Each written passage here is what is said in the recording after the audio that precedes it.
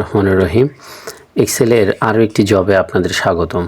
এখন আজকে আমরা যে জিনিসটা দেখব এটা হলো স্যালারি শিট। তো এখানে শর্তগুলো দেওয়া রয়েছে যে একটি ফোল্ডার করতে হবে, সেখানে নাম দিয়ে একটা স্যালারি শিট নামে একটি এক্সেল শিট ওপেন করতে হবে। এরপরে স্যালারি শিটটাতে আমাদের কাজ করতে হবে, কি লিখতে হবে সেটাও কিন্তু এখানে দেওয়া আছে। তো সিম্পলে তো দেওয়াই আছে। এছাড়া হাউস রেন্টের শর্ত অনুযায়ী আমাদের বের করতে হবে। মেইনলি এখানে এইটাকেই আমরা মেইন ফোকাস করছি।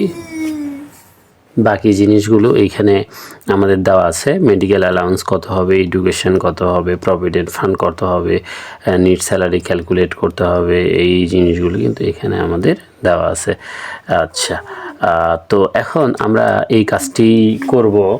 তো সেজন্য আমরা আসলে এই প্রোগ্রামটাকে আমি পাশাপাশি নিয়ে দেখাচ্ছি আপনাদেরকে, যাতে আপনারা ভালো বুঝতে পারেন। তো এখানে যে বিষয়টা দেখা যাচ্ছে, যে জিনিসটা দেখা যাচ্ছে সেটা হচ্ছে একটা স্যালারি শিটের এইখানে নমুনা দেওয়া আছে। এই জিনিসটাই আমাদের প্রথমে বানাতে হবে। তো প্রথমেই আমি দেখতে পাচ্ছি যে MS Hasan and sons month of January 2024 salary sheet লেখা আছে। তো এখানে আমাদের যে কাজটা করব সেটার জন্য আমার কলাম লাগবে ABCDEFGHI পর্যন্ত লাগবে। তো আমার এক্সেল শিটে আমি A থেকে I পর্যন্ত এখানে আমি 3টা করে সেল সিলেক্ট করে নিলাম। নিয়ে আমার হোম ট্যাবের যে অ্যালাইনমেন্ট কমান্ড গ্রুপ সেখান থেকে মার্সেল করে নিলাম। তো মার্সেল করার পরে এইখানে মূলত আমি এই লেখাটা লিখে ফেলবো যে M/S HASN Hasan and sons, Hasan and sons. আচ্ছা, এরপরে অল্টার ইন্টার দিব, তাহলে নিচের লাইনে চলে আসবে। এবার মান্থ অফ জুলাই দেওয়ার পরে এখানে আছে 2024। এরপর আবার অল্টার ইন্টার ধরবো, তাহলে আবার নিচে চলে যাবে SALARY salary sheet, SHWT sheet. এখন এই লেখাটিকে আমি যেটা করব সেটা হচ্ছে যে আমার এখানে নাম যেটি রয়েছে সেটি একটু সেন্টার করা রয়েছে। তো আমি এটাকে সিলেক্ট করব, করার পরে এখান থেকে ফন্ট কমান্ড গ্রুপ থেকে এটা বোল্ড করে দিব। তো একটু বড় দেখা যায়, একটু বড় করে দেওয়া যেতে পারে। তো আমরা এটা দিয়ে দেবো, বাকিগুলো জাস্ট যাতাই থাকবে। এখন আমরা এখানে আমাদের যে হেডিংগুলো রয়েছে সেগুলো লিখে নিব, যেমন নেম, তারপরে DSIGNATION ডেজিগনেশন, তারপরে BASIC বেসিক, তারপরে হচ্ছে MED বেসিকের পরে হচ্ছে HOUAC হাউস। এবার অল্টার ইন্টার দিয়ে নিচে আসবো, RENT রেট, এরপরে হচ্ছে MEDICL মেডিকেল, তারপরে EDUCATION এডুকেশন, এবং PROVIDENT প্রভিডেন্ট। অল্টার ইন্টার দিলেই নিচে আসবে FUND ফান্ড, প্রভিডেন্ট ফান্ড, তারপর হচ্ছে GROSS গ্রোস। অল্টার ইন্টার দিয়ে নিচে আসবো SALARY স্যালারি, তারপরে NET নিট, তারপর SALARY স্যালারি। এখন আমি এইখানে টিটা কিন্তু নিচে এসেছে, এই জন্য এই কলামটা একটু বড় করে দিলাম। বাকি জিনিসগুলো কিন্তু থাকবে, ডেজিগনেশনটা একটু বড় করে দিলাম। তো আমি মূলত আগে লিখে নিব, পরে কাজগুলো করব। যেহেতু নেম XYZ রয়েছে, তো আমি এখানে XYZই দিলাম, যা আছে সেইটাই দিলাম, কারণ আমাদের দ্রুত কাজটি করতে হবে। সেই কারণে আমরা আসলে সহজে যেন করতে পারি, সময় যেন কম লাগে, সেইটাই খেয়াল রাখতে হবে। ডেজিগনেশনগুলো লিখে দিলাম, ম্যানেজার, সিনিয়র অফিসার, তারপরে অফিসার,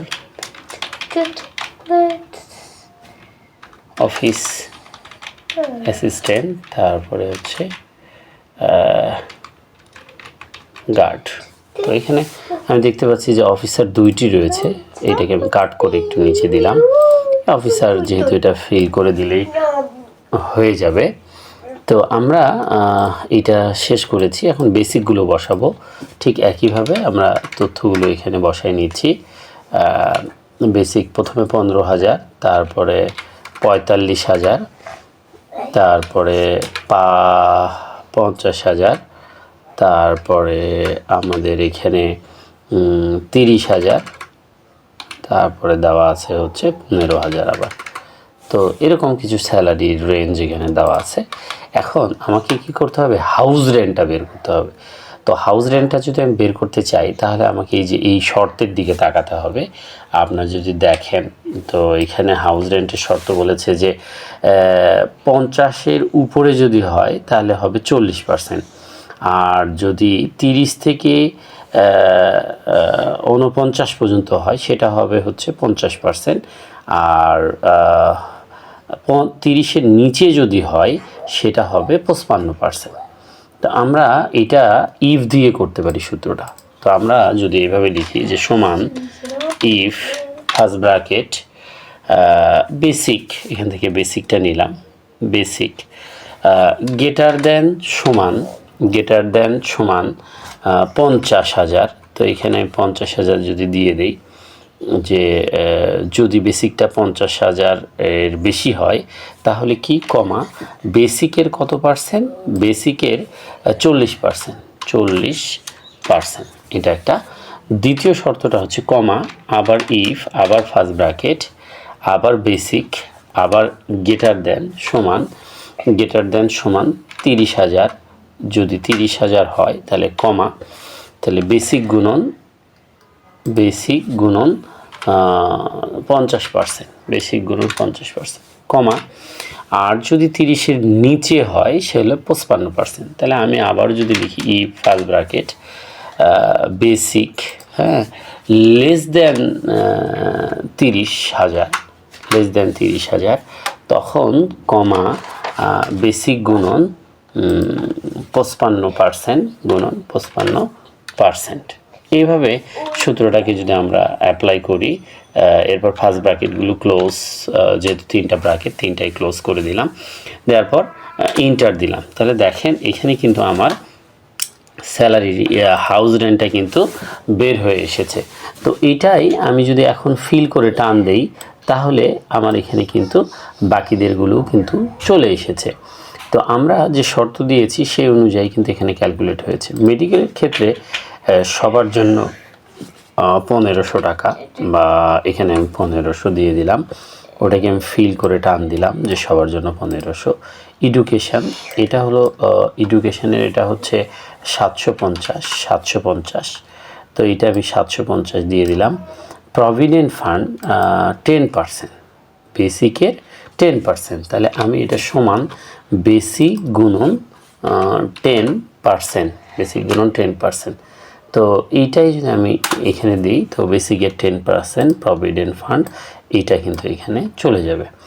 এবার আসেন গ্রস স্যালারি। এখানে কি বলেছে যে calculate gross salary and net salary. তো আমি যদি গ্রস স্যালারিটা ক্যালকুলেট করি তো এখানে যোগ করতে হবে বেসিক যোগ হাউস রেন্ট যোগ মেডিকেল যোগ এডুকেশান, এই কয়েকটা আমাদের কি হবে, যোগ হবে। তো এটাকে আমার যোগ করে ফেলতে হবে। প্রভিডেন্ট ফান্ডটা কিন্তু যোগ হবে না, কারণ প্রভিডেন্ট ফান্ডটা বিয়োগ হবে নিট স্যালারিতে গিয়ে। তো এখানে আমরা যদি প্রভিডেন্ট ফান্ডটা বিয়োগ করি গ্রস স্যালারি থেকে, gross salary minus provident fund, তো প্রভিডেন্ট ফান্ডটা দেওয়ার পর ইন্টার, এটা আমাদের নিট স্যালারি চলে আসবে। এইভাবে আমরা ক্যালকুলেটটা করতে পারবো।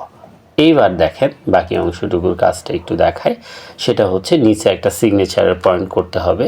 তো আমি সবার আগে যেটা করি সেটা হলো এই জায়গাটাকে সিলেক্ট করলাম, করে অ্যালাইনমেন্টটা সেন্টার রাখলাম, তারপরে বোল্ড রাখলাম, এবং আমার যেটা যা আছে সেরকমই থাকবে।